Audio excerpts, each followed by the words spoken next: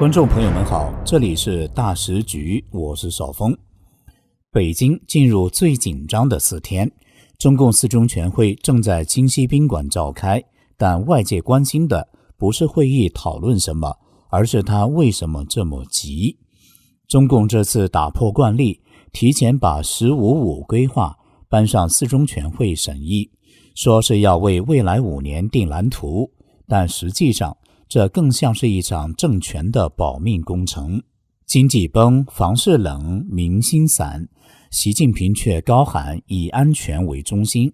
外界质疑“15-5”规划不是救经济，而是救政权，一份披着经济外衣的政治维稳手册。就在会场外，北京全城戒备，警车林立，会场内发改委、财政部连夜交稿。所有人都知道，这次全会的真正目标不是 GDP 成长几个百分点，而是政权能不能撑过下一个5年。10月20号开始，中共四中全会一连4天在北京的京西宾馆登场。官媒新华社发布了一份通稿，说会议将审议“15-5”规划建议，为未来5年发展制定蓝图。中共这个“15-5”规划涵盖2026年到2030年的经济发展规划，被看作是外界观察中国经济走向的风向标。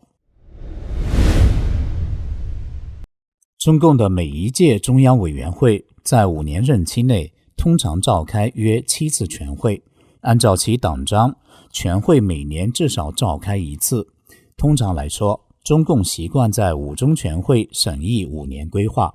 并在来年的中共全国人大会议上正式发布。坊间曾有说法揣测，这次提早在4中全会审议5年规划，属于打破惯例，与中国日益严峻的经济状况有关。北京等不及到明年才提出解救经济的政策方向了。位于欧洲的莫卡托中国研究分析师亚历山大·戴维认为，这次不同寻常之处的原因在于中共3中全会曾莫名其妙地被延迟，导致中共全会周期被推迟。按照过去40多年的惯例，中共本届的3中全会原本预期在党代会次年召开，也就是应在2023年秋季召开，最终却延迟近1年，直到去年7月召开，而“15-5”规划将于今年完结。当局无法等到2026年的5中全会再审议新规划。为了铺垫，7月1号，中共党魁习近平主持召开了中央财经委员会第6次会议，研究纵深推进全国统一大市场建设，提出了5统一一开放原则，就是统一市场基础制度、基础设施、政府行为尺度、市场监管执法和统一要素资源市场，持续扩大对内对外开放。这被外界认为是当局再次明确走市场经济的路线。事实上，中共发改委2023年底启动了“15-5”规划的前期研究。今年7月，中央政治局会议提出把“15-5”规划建议稿拿到4中全会审议。到了9月末，中共中央政治局确定了4中全会会期，同时提出了“15-5”时期的6个坚持，就是要坚持党的全面领导，并要贯穿各方面全过程，指出以新安全格局保障新发展格局。这个逻辑就变成了发展实质是为了安全，为了政权的安全。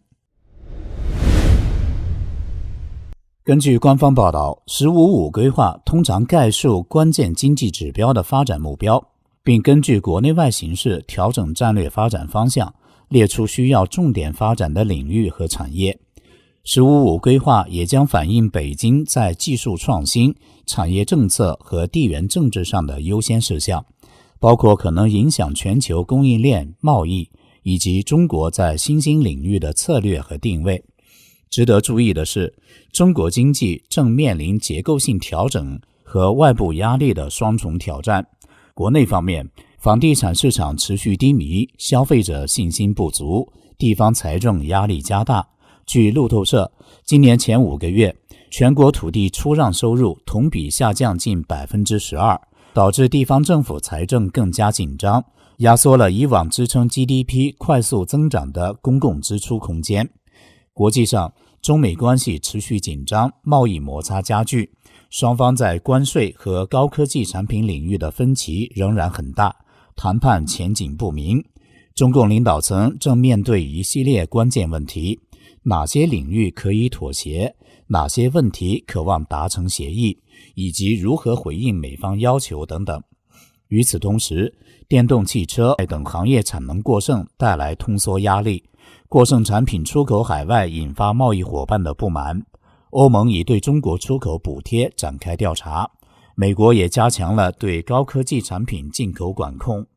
北京已经意识到挑战的复杂程度。中共政治局7月的文件指出，发展环境面临深刻复杂变化，策略机会与风险挑战并存，不确定难预料因素增多。中共高层强调，要以科技创新引领新质生产力发展，加快培育新兴支柱产业，推动科技创新和产业创新深度融合发展。这些方向可能都将在中共4中全会上得到更具体的政策方案。中共4中全会通常在政局的关键期或党内权力不够稳定时召开，往往在一定程度上反映中共政治的未来走向。除高层人事安排外，会议议程也聚焦经济和社会民生政策。按照通常惯例，5中全会才是审议中长期发展计划的主要平台，但本次4中全会提前聚焦经济议题，显示中共当前面临的经济压力已迫使他不得不高度重视。观察人士认为，这可能意味着中国经济面临的挑战已达到迫切需要政策回应的程度。纽约州立大学阿尔巴尼分校的政治学教授陈诚指出，政权感受到紧迫感，显示出经济发展已重新成为政权的首要任务。值得注意的是，本次4中全会的召开时间恰逢美中两国关系紧张，让将在10月底召开的亚太经合组织峰会和期间备受关注的美中首脑峰会蒙上阴影。陈诚教授指出，鉴于贸易战可能成为习川会的焦点，中共政权急需提出一套全面的发展战略，以确保在持续动荡中实现经济与科技的增长。习近平对此感到焦急，加上地缘政治不安全感，估计“15+5”规划的战略支柱产业将围绕国防工业、航天和晶圆等军工或科技领域，在国际上将强化全球军事竞赛。这将导致周边国家不安全感，地区局势不稳定，但可能起到维护习近平国际战略形象及安全，同时也达到以此震慑中国老百姓的作用。值得注意的是，中共的5年规划带有强烈的前苏联政经风格。中共在其建政后的第4年，即1953年，开始实施它的第1个5年计划，至今一共编制了14个5年计划。期间从1963年到1965年，因政策导致的大饥荒和经济危机而中断。之后从2006年起，中共把计划一词改为规划，延续至今。5年计划更名为规划，是因为计划不能适应经常变化的经济状况，才改名为规划。当局想让它似乎相对具有弹性，可调节。中共称，经济规划描绘和涵盖经济愿景、发展目标，涵盖中国未来5年的重大建设项目、生产力分布等。斯坦福大学中国经济与制度研究中心资深研究员许成刚指出，5年规划绝对不是坊间误认为的产业政策，而是来自苏联，属于党控制全国经济的一部分。它的基础是社会主义制度，即党领导一切，重要关键的资产都属于国有。许成刚说，党和国家在设计和执行这个东西时，都是服务于中国共产党的长远战略。当规划需要大量资金投入，就都属于国有资金。举例说，当局目前投入人工智慧发展的大多数属于国有资金。回溯当局近年的规划，中共国务院2015年公布的中国制造2025的制造产业政策，其后也被纳入“十三五”规划，但它并不是市场经济，而是需要按计划达到事先规划的数量标准。中国制造2025的实际结果，就是让中国控制全球很多产业链。许成刚说，当局分析评价政策成效时，往往忽略了制造这些东西为了什么这个关键问题。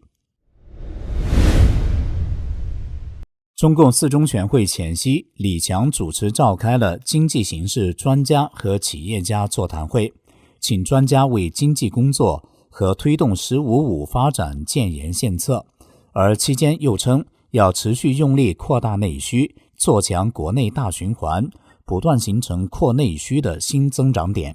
按照中共国家统计局的数据，消费者物价指数 CPI 和生产者物价指数 PPI 持续下跌。许成刚分析指出，指数记录负增长，显示中国目前面对持续2年多的通货紧缩，是非常严重的经济危机。他指出，当人们预期物价持续下降，无论是消费者或投资者，也选择持币待购，就是手里有钱也尽量不买，不消费不投资，就必然内需不足，进一步加剧通货紧缩。许成刚认为，“15+5”很可能将资源集中在发展技术，原因是要和美国竞争，但在国家赤字严重、地方欠债严重的情况下，当局仍持续投资在技术层面，并不能推动经济增长，因为目前问题在于需求不足，而不是供给不足，同时也和高端科技技术的发展无关。他指出，中共的投资计划和战略布局占领部分产业链，展现他在技术上有能力，但实际上他和他自己的经济是冲突的。共产党统治的这个制度从来不会把内需真正当成他的目的。莫卡托中国研究所的戴维分析说，“15+5”规划重点将会强调新质生产力和制造业作为经济增长的驱动力，另外也为应对美国可能施加的技术卡脖子问题，促进国内消费会是重点，也会改善社会治理以维持内部社会稳定，在经济持续受压的情况下将会发挥重要作用。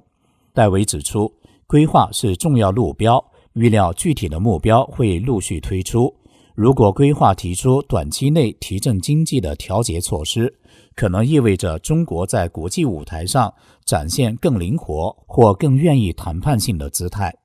值得注意的是，中共四中全会召开后，亚太经济合作组织将于10月31号在韩国举行峰会，美国总统川普预计将会出席。他日前受访时表示，2星期内将与习近平在当地会面，同时也表示对中的100%关税不可持续。10月20号，北京京西宾馆外警戒森严，警车、特种车辆、临时岗哨布满了会场周围。一场对官方来说事关国策的高层会议，在民间却没什么反响。问题来了，那些当局在乎的政策跟百姓的生活到底有什么关系？民众为什么会如此冷淡？20号一大早，北京市民赵先生经过京西宾馆附近，他看到门口停着警车，还有装满天线的监控车，对面也有警力站岗，民众的车辆全被清走了，气氛紧张。现场的交警甚至催赶路人快走，还有警察当场翻查一位女性的手提包，核对身份证。这样的场景对北京人来说已经不陌生，会议开维稳就升级。根据官方公布的议程，会期4天，与会者包括约200名中央委员和170名候补委员。会议主要内容包括听取中央政治局工作报告，讨论“15+5”规划草案，并审议相关决议。另据外界消息，中共中纪委可能在会期内公布被开除的中央委员名单，包括多名军方高级将领。但民众关注的是真正困扰他们生活的那些一天比一天更难的现实。江苏泰州退休工人胡江生说，中央每年都开会，老百姓不懂那些文件，我只希望看病别再涨价，药费能报销。最近医保又有很多药不给报，这日子越来越难过。天津大港油田外送员刘先生说，共产党开这会那会跟我们没关系，我关心的是油价别涨，平台少抽成。他们老说要完善社会保障，但越说我们越难过，话都得反着听。在北京东边的燕郊，有不少访民因为租金便宜、管理松散而短暂落脚。辽宁来的李女士就是其中之一。她说，我已经躲在燕郊1个月了，就怕北京和老家两头的警察来找我。等全会开完，我再去信访局递材料。我们这栋楼住着10几个访民了。他对这边会议的看法非常直接，这跟我们有什么关系？他们开的会都是他们的事，当局从来不管老百姓，只会打压我们。新闻里说的好听，全是假的。其实民众的这些抱怨，从数据上也能看出端倪。根据中共社科院10月的报告，中国大陆目前面临几个主要问题：消费信心低迷，青年失业率居高不下，地方政府财政压力巨大，居民收入增长放缓。湖北襄阳的女工王娟说，医院收费越来越高，药也贵，全国开会那么多次，医疗没见改善。北京的张先生在房产纠纷中被拖了好多年，仍然没有结果。他说，报道说要共同富裕，普通人连维权都难，哪有心思看全会？天津餐馆服务员李阿姨说，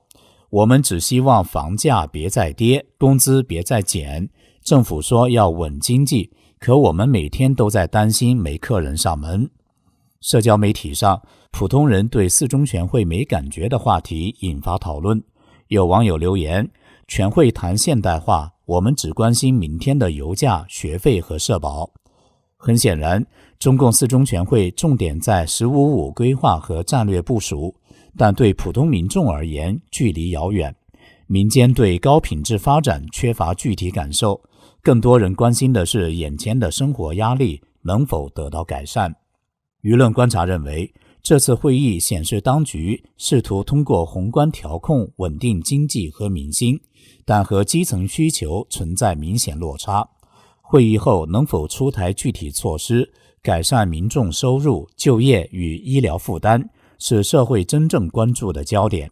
不过，很多民众并不看好，认为4中全会和以往一样，只在乎确保中共权力基础的稳固。这种巨大落差，也就难怪民众的冷淡了。这里是大时局，感谢您的陪伴与思考，请订阅分享并打开小铃铛，一起在动荡中坚守真相，在黑暗中点燃希望。